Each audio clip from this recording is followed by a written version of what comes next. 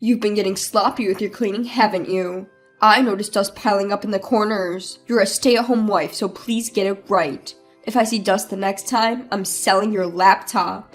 My husband, John, started acting cold towards me as my workload increased as a cartoonist. At times when I was busy with deadlines, he would annoyingly give me specific instructions about housework and even make me redo the cleaning. John seems to expect perfect housework from me as a housewife, but being a cartoonist has been my dream since childhood. I don't want to give up now.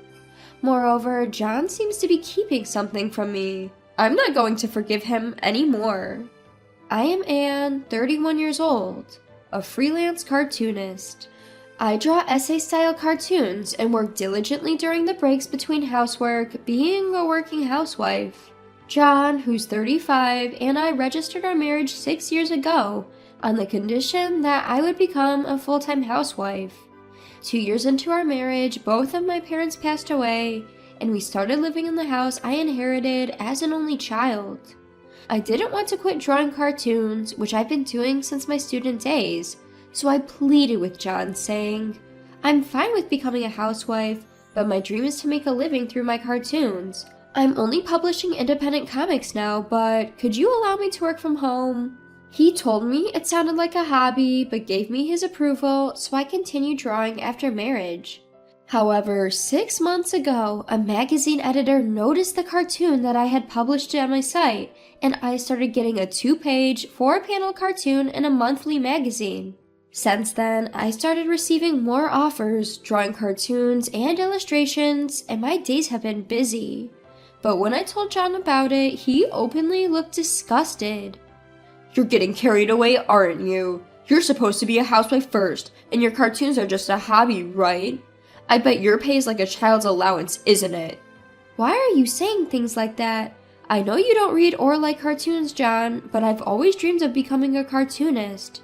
It's a small job, sure, but since I'm getting paid, I'm a professional. Don't say things like that. But when I argued back, John became even more upset. You're living off of me, and you have the audacity to talk back. If you have complaints, start earning more than me. I was left speechless. I often earn around $600 a month, but I try not to take on too much work because of him. Furthermore, John is always saying things like, "You've been getting sloppy with your cleaning, haven't you? I noticed dust piling up in the corners. You're a stay-at-home wife, so please get it right. If I see dust the next time, I'm selling your laptop." Especially when I'm busy with deadlines. Even though I know he's not serious, it scares me. In the end, I spend time cleaning and sometimes miss my deadlines. John seems annoyed when he sees me busy and bothers me by pointing out minor household chores. One day, it happened. John has a habit of eating dinner as soon as he gets home from work. That day, like always, he sat at the table, and the moment he took a bite of the stew, he erupted. "Hey, what's this? The carrot isn't cooked all the way through. Are you messing with me? I come home tired and this is what you serve your husband?" I had been zoning out after meeting a deadline, but John's outburst startled me, and I turned to face him. At that moment, John grabbed the beer-filled glass in front of him and splashed it over me. I was stunned. I never thought I would ever get beer splashed on me in my life. Since I hadn't imagined this would happen, the shock was all the greater. I'm sorry, I must have zoned out while cooking. The rest should be okay, so you can leave the carrot. I realized mid-cooking that I had somehow forgotten to add the carrots, and in my rush, I had thrown them into the stew without parboiling them. Even though I had checked that the potatoes were thoroughly cooked, I had completely forgotten about the carrots. I usually don't make such mistakes. I felt pathetic. It seems that John could not forgive this mistake more than I had thought. It's the worst to have a housewife who can't even do household chores properly.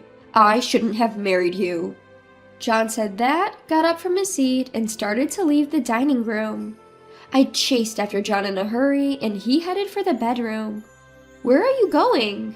"I'm leaving the house until you reflect on what you've done." "What?" I stood there bewildered as John packed his belongings into a travel bag and really left. I chased after him, but when John got to the nearest station, he got into a taxi and went somewhere. No matter how many times I called, he didn't answer, and he didn't even read the apology text I sent him. I collapsed on the spot and burst into tears. At that moment, I felt a tap on my shoulder. When I turned around, there stood Mr. Tom, John's boss. In fact, I used to work at the same company as John until we got married. Mr. Tom was my boss, and he had enthusiastically trained me when I first joined the company. Mr. Tom? I've become a section manager now. It's been a while, hasn't it? Since your wedding? Why are you crying? You smell like alcohol. Did you go drinking with your apron? Hello, I'm embarrassed to say this, but I had a fight with John. Ah, that guy. He can be condescending sometimes. It's bearable when he's a bit annoying at work, but I bet living together as a married couple, it's irritating, right? Mr. Tom said that and gave me a bright, cheerful smile. How many times had this smile saved me when I made a mistake at work in the past? Mr. Tom and I decided to stop by a nearby diner to chat. So, why were you crying? Well, it's my fault. I messed up with the cooking today. I tried to make a stew, but the carrots weren't cooked well, and I upset John. Haha, is that it? My wife is pretty much the same. When things like this happen, we just accept it as it is. Getting angry won't do any good, you know? I like that perspective. As I said this, a smile broke out as we talked. So, you two didn't have a fight when drinking out then? No, the reason I smell of beer is because John got angry about the cooking and splashed beer on me. I ran to the train station thinking I had dried off, but I still smell, don't I? I took a sniff of my clothes. Even if you're told you smell of alcohol, it's hard to tell for sure yourself. What? He splashed beer over you just because you messed up a little with the cooking? That John, something's not right with him. I didn't like the guy from the start, but I can't believe he'd do such a thing to his wife. Mr. Tom was genuinely angry, as if he'd been the one who had beer splashed on him. That somehow made me happy. So, why did you come to this station? You must have run all the way here in your apron. Is it another John-related issue? Yeah, John acted weird, called me a lazy wife, and left the house saying he wouldn't come back until I reflected on my actions. I chased after him and ended up here at the station, but he took a cab and just left. I was at a loss. Mr. Tom's face, which had been angry until now, suddenly became stiff. After a moment of silence, he said, I can't tell you right now, but I have a bad feeling about this. I'll do some digging on John too. And there might be something John left behind at home. You might want to look around. I didn't understand what he meant, but I nodded and we disbanded for the day. Mr. Tom escorted me home. Following Mr. Tom's advice, I checked John's often used shelves and rummaged through John's clothes, where I found a hotel points card in the pocket of his pants. The card showed it had been used quite recently, around noon on a Saturday when he claimed he had to work. This led me to be sure that John was cheating on me. And I suddenly remembered something I had completely forgotten. It was something we talked about before getting married. We had agreed it would be handy if we could locate each other's phones using GPS in case one of us lost ours. We researched together and installed a special app for locating devices, which I had completely forgotten about. I launched the app and entered the password and discovered that John was in a rather surprising place. He was at a famous tourist spot. It was a well-known dating spot, and I couldn't imagine he would go there all alone. I assumed that John was on a trip with his mistress and decided to act on that assumption. The next day, I called the company and asked to speak to Mr. Tom. Mr. Tom, thank you for yesterday. No problem. Was there something? Is it possible that John didn't come to work today? Mr. Tom was silent for a while. But after letting out a long sigh, he said, Yes. He's on a paid leave for the next 4 days. I thought as much. I don't like to say it, but he's probably... Yes, I understand, but this gives me some clarity. Thank you. After hanging up, I made a resolution and left the house. I had been thinking about it. If John ever betrayed me, this is what I would do. After finishing my task, I called another person. "Hello, it's been a while." The person on the other end spoke to me in a bright voice, but as soon as I started talking about John, they sided with me. I hung up the phone feeling reassured, believing that things would surely move in a favorable direction. The next day, along with some people, I went to the location indicated by John's smartphone GPS. It was right inside a resort hotel near a famous tourist spot. Right now, he seemed to be outside the hotel, with the GPS indicating he was near the beach. John turned pale the moment he saw my face. With a smirk, I aimed my phone at John and rapidly clicked pictures to get a two-shot with the girl in her early 20s standing next to him. By the way, I had been taking photos since 30 minutes ago when John was applying suntan oil to this woman in a bikini. I let him swim until I could get definite proof that John was cheating. Perhaps because of their liberating environment or their minds were utterly clear, they were kissing in public. I felt no shock, perhaps because my patience had run out. Rather, I was grateful that they provided such good evidence. What surprised John and turned him pale wasn't just because he saw my face. Behind me there were my in-laws, both casting stern glances at John. "What's going on, John?" As I approached with a smile, John, flustered, stumbled in the sand and fell on his rear end. Seeing this, my mother-in-law heaved a sigh. "How pathetic, even for my own son. And who might this lady be? You abandon your wife, and what are you up to?" "But it's because this woman doesn't do any housework." John hastily pointed at me and blamed me.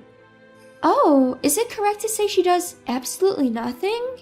Even if she occasionally skips cleaning, she does laundry, cooking, and dishes every day, doesn't she? Even I sometimes skip cleaning, and I dislike laundry so much, I leave it to your father at times." "That's because you had a part-time job, isn't it? It's different with this woman. She's a stay-at-home wife who just spends her time drawing and playing. Why can't she at least properly do housework?" At John's words, my father-in-law was enraged. "You don't understand anything." Even the people around us were startled and focused on us. Some seems like they might point their smartphone cameras at us. Why don't we discuss this in a more appropriate setting? Everyone agreed with my suggestion, and my in-laws and I went ahead to a nearby restaurant. John and the woman he was cheating with, Mary, changed from their swimsuits to casual clothes and met up with us, and the five of us sat down together. We started by hearing John's side of the story. "I wanted Anne to be a stay-at-home wife, but she started this useless hobby of drawing cartoons and neglected the housework. When she won't do as I say, it's natural that I would look for the next candidate for a wife." The one to retort to that was Mary. Isn't that different from what you told me? You said you were troubled because a stalker was coming to your house and you wanted me to help you forget about the unpleasant reality for a while. I suggested that you should report to the police, but you said that it was only a matter of time until the stalker would be caught. Knowing you had a wife, I wouldn't have dated you." With that, Mary started crying. It seems she's still a college student and she had met John on a dating app. She was drawn to an older man and decided to date him, but now she was lamenting that she had been deceived. "I'm really sorry. I won't contact John again. I'll take this as a good lesson and make sure I'm not fooled next time." After bowing deeply to me and my in-laws, Mary showed us the screen where she had deleted John's number. Then she left a few bills for her coffee on the table and left. I glared at John, who was in a daze after Mary had left. "It's natural that I won't do exactly as you say. I have my own feelings and circumstances. I'm not a robot you can control. Running off to have an affair just because things aren't going well is despicable." John seemed to want to say something, but my father-in-law spoke first. "You still seem dissatisfied, huh? But I'm the one who's earning and feeding Anne, aren't I? Anne should respect me as the breadwinner." John was shaking with anger, but my father-in-law spoke to him calmly. "You're still just like a child. Just because things aren't going your way, you're throwing tantrums just like a toddler. Accept Anne's wishes as they are. There's nothing more for us to tell you." His in-laws then got up, took the check, and headed to the register. John and I were left alone, and I too had nothing more to say to him. John, I've been offered a serial comic strip in a magazine. John, who was a complete change from before, looked at me with a startled expression. Oh, congratulations. So, I can no longer be the stay-at-home wife you want. I'm sorry. I'm tired of being with you, John. I want a divorce. I'm sorry. It was all my fault. You can draw as many comics as you want. I'll help with the housework too. I won't say arrogant things anymore. John pleaded with tears in his eyes, but I averted my gaze from him. I didn't want to see any more of my husband's pathetic figure. I'm sorry, but that's not the problem anymore. You were looking down on me, weren't you? I thought marriage was about equal standing, but you were different, John. You thought you were superior because you were working and providing for me, right? No, I mean, maybe I did, but I've had a change of heart. I promise I won't make you suffer anymore, so don't say we should break up. I've decided to sell the house we were living in. I have a relative who runs a real estate agency, and when I told them about the situation, they agreed to buy it right away. There's still some paperwork and things to do, so it's not like we can sell it right away, but it will be a lower price than if we had it brokered. But it's my house, and I can do what I want with it, right? I want to end our relationship as soon as possible. I plan to leave tomorrow. You should leave the house as soon as possible, too. With that, I got up from my seat and started walking towards the exit. Unlike the day when John had left the house, this time he was desperately chasing after me. But when I got into the car my in-laws had, my father-in-law, who was in the driver's seat, started the car the moment I slammed the door. John was chasing after us crying, but I couldn't see him anymore. After that, it seemed John didn't believe my words. When he returned from his trip and saw the house with all my belongings gone, he called me crying. Out of pity, I answered the phone one last time. Why did you sell the house? It was our house, wasn't it? Why are you saying such absurd things? It's the house I inherited from my parents, remember? Then I should have rights to it too, right? Actually, there are no rights to inherited property for a spouse. If you understand, get out of the house as soon as possible, and expect a call from the lawyer about alimony and the divorce. Don't run away, okay? I said what I wanted to say and hung up the phone. After that, it seems John was scolded by Mr. Tom for taking paid vacation to go on a trip with his mistress. There's no need to give a reason for taking paid vacation, but it seems he was harshly questioned for betraying his wife to go on a trip. It seems he is having a tough time being looked down on by his coworkers and feeling uncomfortable every day. And his in-laws have also abandoned John. John tried to return to his in-laws' house, but they refused him. After paying alimony, John had drained his savings and started to accumulate debt. He's now living alone in a cheap apartment, incapable of properly managing household chores, and seems to be leading a disordered life. I heard about this later from Mr. Tom, but I felt nothing. As for me, I moved into a neat studio apartment and am hard at work on the draft for my serialized comic strip. It's an anthology-style comic, and I'm gathering and using various people's stories as references. The next story I'm planning to draw is themed around a husband's infidelity, and I'm considering using John as a material.